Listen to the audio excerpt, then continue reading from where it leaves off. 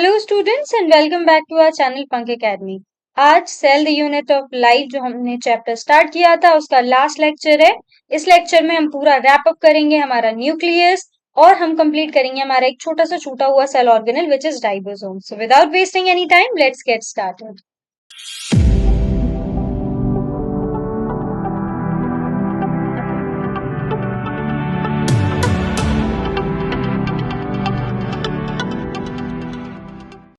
Okay students, तो last lecture में हमने जितना देखा हमें ये तो पता चल गया कि जो हमारा न्यूक्लियस होता है उसे बोलते हैं हम ब्रेन ऑफ द सेल। अब देखते हैं कि हमारा ब्रेन ऑफ द सेल करता क्या है। तो सबसे पहला पॉइंट जो लिखा हुआ है वो है nucleus as a cell organelle was first described by Robert Brown as 1831। सबसे पहली बार जिसने डिस्क्राइब किया था हमारे न्यूक्लियस को 1831 में वो थे हमारे Robert brown. Later, the material of nucleus was given the name chromatin by Fleming. उसके थोड़े ही टाइम बाद हमारे जो फ्लेमिंग साहब हैं उनने इसको एक नाम दिया था विच इज क्रोमैटिन। अब जो इंटरफेज होता है ना, ये हमारे सेल डिवीजन जब हम पढ़ेंगे उसमें एक ये फेज होता है जब प्रिपरेशंस चल रही होती है हमारे सेल डिवीजन के लिए। उतने टाइम के अगर हम न्यूक्लियस की बात करें तो न्यूक्लियस में होता है हमारा क्रोमैटिन, होती है हमारी न्यूक्लियर मैट्रिक्स एंड होता है हमारा nucleolus. Nucleus has a membrane and the space between two membrane is perinuclear space. अब जो हमारा न्यूक्लियस होता है उसमें जो ऊपर हमारी न्यूक्लियर मेम्ब्रेन होती है वो दो हिस्सों में होती है और उसके बीच का जो स्पेस होता है उसे हम बोलते हैं perinuclear space. Outer membrane usually remain continuous with endoplasmic reticulum and also bears ribosome on it। जब हम राइबोसोम पढ़ रहे थे, एंडोप्लाज्मिक रेटिकुलम पढ़ रहे थे, तब हमने देखा था कि जो हमारा एंडोप्लाज्मिक रेटिकुलम था वो आउटर मेम्ब्रेन से कंटिन्यूस था। तो इसका मतलब वो जुड़ा हुआ रहता है हमारे आउटर मेम्ब्रेन से, इनर मेम्ब्रेन हमारी अलग होती है। द न्यूक्लियर मैट्रिक्स और the nucleoplasm content nucleolus and chromatin consist होगा यहाँ पे। तो जो हमारी न्यूक्लियर मैट्रिक्स होती है उसमें प्रेजेंट होता है बेटा हमारा न्यूक्लियोलस और होता है हमारा क्रोमैटिन। न्यूक्लियोलस एक न्यूक्लियस के अंदर छोटा सा गोल गोल प्रेजेंट होता है, इसके ऊपर कोई मेम्ब्रेन नहीं होती है। और प्रेजेंट होता है हमारा क्रोमैटिन किसमें, हमारे न्यूक्लियोप्लाज्म में। ड्यूरिंग डिफरेंट स्टेज, अगर हम सेल डिवीजन की बात करें उसके जो डिफरेंट स्टेजेस होते हैं, जो हमारा सेल होता है वो शो करता है chromosome. Chromatin content consist of DNA, यहाँ पे भी कंसिस्ट आएगा, मुझे लग रहा है ये मिस्टेक हो गई है, यहाँ पे टी की जगह हमारा एस आएगा। तो जो हमारा क्रोमैटिन होता है उसके अंदर क्या क्या प्रेजेंट होता है बेटा, DNA, some basic histones, some non histones and some RNA. तो जब आप डीएनए पैकेजिंग की बात करते हैं कि जब हमारा डीएनए होता है वो एक पैक्ड फॉर्म में होता है हमारे न्यूक्लियस में। जब हमने प्रोकैरियोट्स पढ़ा था न्यूक्लियोइड में, उसमें आपने देखा था कि जो हमारा डीएनए था वो ऐसा खुला हुआ पड़ा हुआ था जो हमारा क्रोमैटिन मटेरियल था, लेकिन यहाँ पे एक पैक्ड फॉर्म में रहता है। तो उसको पैक करने के लिए हमारे डीएनए को, जो हमारा डीएनए होता है वो एसिडिक नेचर का होता है। तो इस एसिडिक नेचर के लिए प्रेजेंट होते हैं हमारे सम बेसिक हिस्टोन्स जो हमारे डीएनए को पैक करके रखते हैं, और होते हैं कुछ हमारे नॉन हिस्टोन्स और कुछ आरएनए भी प्रेजेंट होता है। Every chromosome has primary constriction called centromere. अब जो हमारा क्रोमोसोम होता है, क्रोमोसोम आपने देखा होगा कुछ इस टाइप का होता है, मुझसे बनता तो नहीं है लेकिन आई ट्राई मेकिंग इट। इस टाइप का होता है हमारा क्रोमोसोम। तो उसके बीच में जो ये प्रेजेंट होता है, यहाँ पे एक कॉन्स्ट्रिक्शन टाइप का प्रेजेंट होता है हमारे क्रोमोसोम के बीच में, उसको हम बोलते हैं centromere. On the side of which disc shaped structure called kinetochore present. अब ये जो हमारा सेंट्रोमियर है उसके पास कुछ इस टाइप से डिस्क लाइक स्ट्रक्चर्स प्रेजेंट होते हैं जिसको हम बोलते हैं काइनेटोकोर। काइनेटोकोर क्या है, हमारे disc like disc shaped structures present centromere के साइड में, both of the side, they cover both of the side of centromere. Next point देखिए, based on the position of centromere the chromosome can be classified into 4। अब अगर हम centromere की position को basis बनाए तो हमारे चार टाइप के शेप्स टाइप के निकलते हैं, विच इज क्रोमोसोम के metacentric, submetacentric, acrocentric and telocentric. अब उसके बाद क्या होगा, इसको अगर आप सिमेट्री में याद करें तो आपको इजी होगा ये याद करने में। सबसे पहले क्या होगा, जो हमारा सेंट्रोमियर है वो एकदम मिडिल में प्रेजेंट होगा हमारे क्रोमोसोम के। उसके बाद क्या होगा, slightly away from the middle, middle से थोड़ा सा दूर जाएगा हमारा सेंट्रोमियर। उसके बाद क्या होगा, जो सेंट्रोमियर है वो क्लोज टू द एंड, वो शिफ्ट होते होते सबसे पहले मिडिल में था, फिर वो थोड़ा सा शिफ्ट हुआ, फिर उसके बाद इतना शिफ्ट हो गया कि हमारे जो सेंट्रोमियर है situated close to the end, वो बिल्कुल एंड के क्लोज में प्रेजेंट है। और फिर आता है हमारा टीलोसेंट्रिक। टीलोसेंट्रिक का याद करने का तरीका ये है कि जहां पे भी टर्मिनल वर्ड आ जाए ना, उसके लिए हम यूज करेंगे टीलोसेंट्रिक, बिल्कुल टर्मिनल पे प्रेजेंट होता है। Sometimes few chromosomes have non staining constriction, secondary constriction. Primary constriction क्या होता है, हमारा सेंट्रोमियर, लेकिन कभी कभार एक non staining secondary constriction present होता है एट अ कांस्टेंट लोकेशन, एक कांस्टेंट लोकेशन पे जो कभी बदलता नहीं है। This gives the appearance of a small fragment called satellite. एक सैटेलाइट जैसा फ्रेगमेंट का स्ट्रक्चर ये दे देता है, अपीयर होता है, उसको हम बोलते हैं सैटेलाइट। प्राइमरी हमने पढ़ा सेंट्रोमियर, सेकेंडरी हमने पढ़ा सैटेलाइट। अगर हम थर्ड की बात करें, एनसीईआरटी में सैटेलाइट के फंक्शन के बारे में कुछ भी डिटेल नहीं दी है, तो मैं आपको भी ये सजेस्ट करूंगी कि आप उसके बारे में ना पढ़ें। Nucleus is a not is nucleus is not a membrane bound structure and is a site for active ribosomal RNA synthesis. ये एक बहुत ही इंपॉर्टेंट पॉइंट है। जो हमारा न्यूक्लियस होता है वो मैंने आपको बताया कि वो मेम्ब्रेन बॉन्ड नहीं होता है, और ये साइट होता है हमारे एक्टिव राइबोसोमल आरएनए सिंथेसिस की। ये बहुत बार हमारे नीट में फ्रेम होके आ चुका है क्वेश्चन, कि जो हमारा न्यूक्लियोलस होता है वो साइट होता है, site for active ribosomal RNA, जो राइबोसोमल आरएनए होता है ना उसकी सिंथेसिस के लिए। तो यहाँ पे हमारे सारे पॉइंट्स न्यूक्लियस के कंप्लीट होते हैं। ये आपको बहुत ही अच्छे से ध्यान रखना है, मेटासेंट्रिक, सब मेटासेंट्रिक, एक्रोसेंट्रिक एंड टीलोसेंट्रिक। अब इसके शेप्स भी होते हैं, एनसीईआरटी में तो शायद गिवन नहीं है, तो मैं आपको बता देती हूँ कि इसका एक नेमोनिक है we love jalebi and ice cream. तो ये इसका एक नेमोनिक है। इससे आप इसके शेप्स याद कर सकते हैं कि ये वी जैसा अल्फाबेट्स के नेम पे रखे गए हैं, ये वी जैसा लगता है, ये एल, ये जे और ये आई। तो इसका एक नेमोनिक है we love jalebi and ice cream. तो ये एनसीईआरटी में तो गिवन नहीं है, लेकिन कभी कभार आ जाता है, तो इसको आप ऐसे याद कर सकते हैं, मेटासेंट्रिक, सब मेटासेंट्रिक, एक्रोसेंट्रिक, टीलोसेंट्रिक। मेटासेंट्रिक का शेप होता है वी शेप में, सब मेटासेंट्रिक होता है एल शेप, एक्रोसेंट्रिक होता है जे और टीलोसेंट्रिक होता है हमारा आई।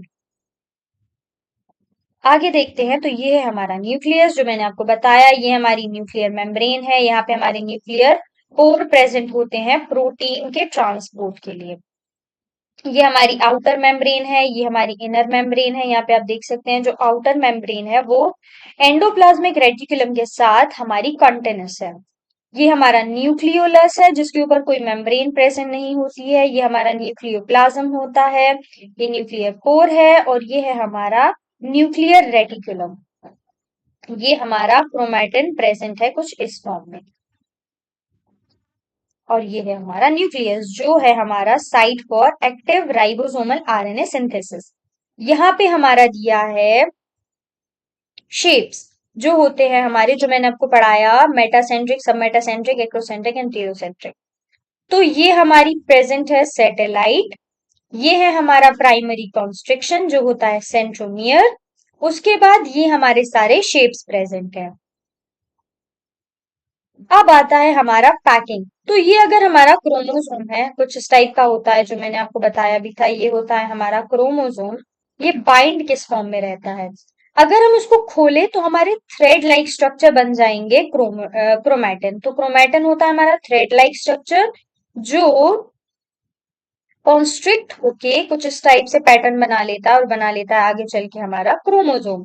तो जो क्रोमैटिन होता है ना, ये थ्रेड लाइक स्ट्रक्चर ये ऐसे ही पड़ा रहता है हमारे न्यूक्लियस में। लेकिन जब इंटरफेज आता है ना, आप जब सेल डिवीजन पढ़ेंगे, जो हमारे डिवीजन का टाइम आता है, तो ये क्रोमैटिन जो होता है ना, वो कंडेंस होके बना लेता है हमारा क्रोमोसोम। अगर क्रोमैटिन को भी हम और ज्यादा खोल दें तो ये कुछ इस टाइप से होती है हमारी पैकेजिंग डीएनए की।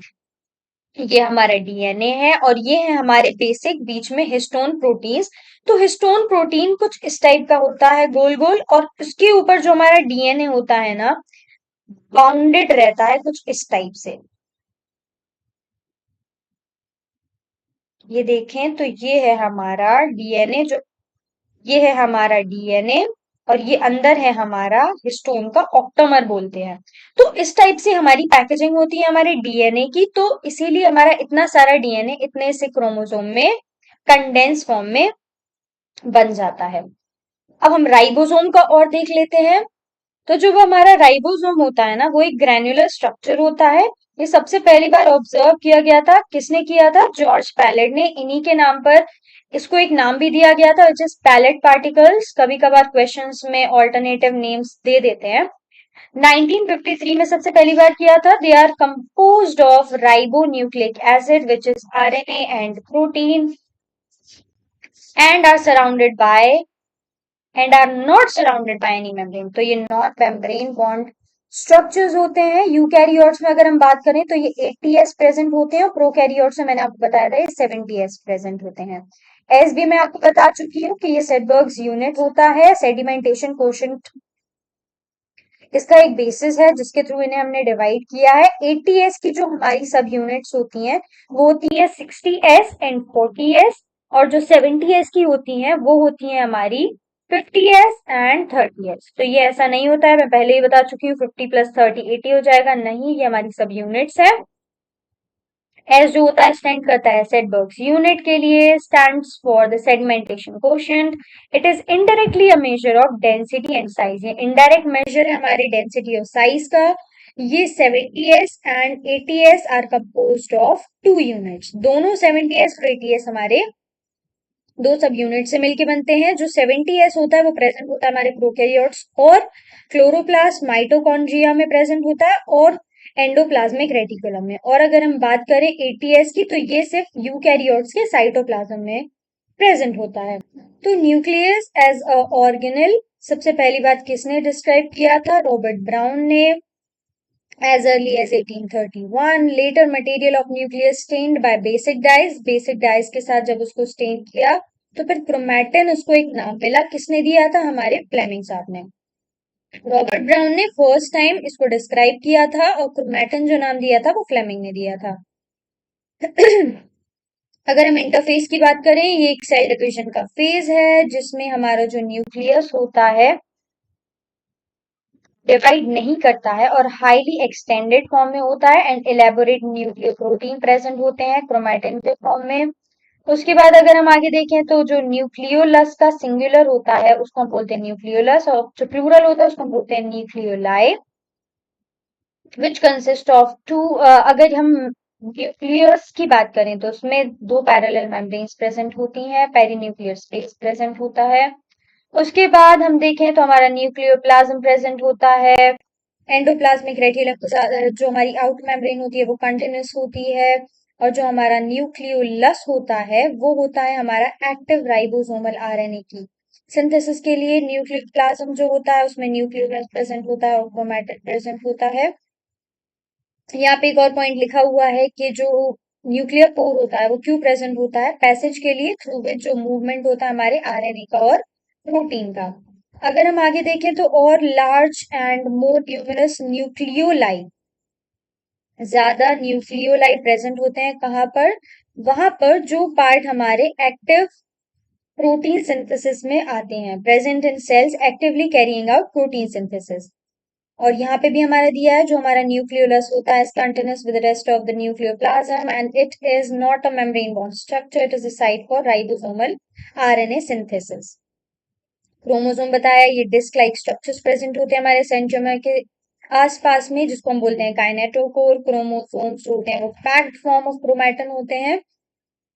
जो क्रोमैटिन होता है उसके अंदर क्या प्रेजेंट होता है? डीएनए प्रेजेंट होता है, बेसिक प्रोटीन्स जिसको हम हिस्टोन्स बोलते हैं, कुछ नॉन हिस्टोन प्रोटीन्स भी प्रेजेंट होते हैं, और आरएनए प्रेजेंट होता है। अब जो हमारा सिंगल ह्यूमन सेल होता है वो अप्रोक्सीमेटली कितना होता है? बहुत छोटू सा होता है, लेकिन जो हमारा डीएनए होता है वो 2 मीटर लॉन्ग थ्रेड होता है हमारे डीएनए का। तो कंपेयर करें हमारे सिंगल ह्यूमन सेल की, वो तो बहुत छोटा होता है, लेकिन जो हमारा डीएनए है वो तो 2 मीटर्स का होता है। तो उसको हमारे सेल के अंदर रखने के लिए उसको पैकिंग की जरूरत होती है। तो उसको पैक करने के लिए हमारे ये हिस्टोन प्रोटीन्स प्रेजेंट होते हैं, डिस्ट्रीब्यूटेड अमंग इट्स 46 पेयर। हमें पता है कि हमारे जो ह्यूमन सेल होता है, न्यूक्लियस होता है, उसके अंदर 46 पेयर प्रेजेंट होते हैं क्रोमोसोम के। सॉरी, 46 जो हमारे क्रोमोसोम होते हैं, मैंने यहाँ गलत बोल दिया, और 23 हमारे पेयर्स प्रेजेंट होते हैं। तो 46 जो होते हैं हमारे, वो आधा जब हम उसका करेंगे तो ये हमारे डबल फॉर्म में प्रेजेंट होते हैं, तो आ जाएगा हमारा 23। तो 23 पेयर्स प्रेजेंट होते हैं हमारे क्रोमोसोम के हमारे ह्यूमन न्यूक्लियाई में। अगर हम सेंट्रोमियर की बात करें तो वो हमारा एक प्राइमरी कंस्ट्रक्शन होता है, जिसके ऊपर प्रेजेंट होता है हमारा काइनेटोकोर। फिर उसके ऊपर भी एक जो हमारा प्रेजेंट होता है एक और सेकेंडरी कंस्ट्रक्शन, उसको हम सैटेलाइट बोलते हैं। मेटासेंट्रिक, सब मेटासेंट्रिक, ये सब हम पढ़ चुके हैं। एक लॉन्ग आर्म होता है, एक शॉर्ट आर्म, सैटेलाइट के बारे में भी हम पढ़ चुके हैं। तो यहाँ होता है हमारा चैप्टर एकदम कंप्लीट। आपको अगर कुछ भी डाउट हो तो प्लीज मुझे कमेंट में बताएं। मैं कोशिश करूंगी सारे जो डाउट्स हैं आपके नेक्स्ट लेक्चर, जो हमारा नेक्स्ट चैप्टर होगा, उसमें लेने की। तब तक के लिए टेक केयर।